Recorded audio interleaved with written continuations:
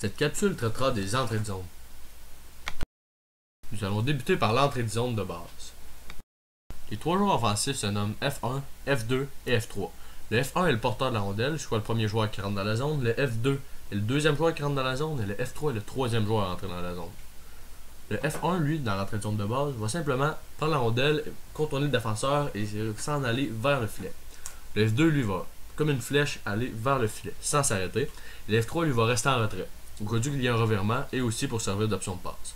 Le F1 va avoir trois options. Soit le tir au filet, soit la passe au F2 vers le filet, ou bien la passe au F3 en retrait. La deuxième entrée de zone sera l'entrée de zone avec délai. Nos trois joueurs offensifs vont être les mêmes, soit le F1 qui est le porteur, le F2 qui fonce au filet et le F3 qui reste en retrait.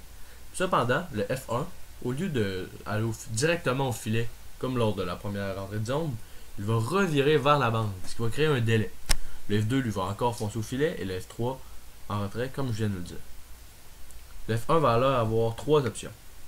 Soit couper dans le centre et décrocher un bon tir au filet, faire une passe au F2 qui fonce au filet, ou bien laisser au F3 en retrait.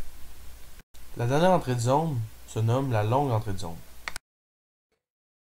Encore une fois, les trois joueurs offensifs sont le F1, le F2 et le F3.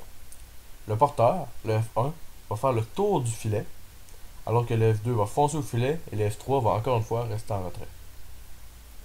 Le porteur de la rondelle va encore une fois avoir trois options.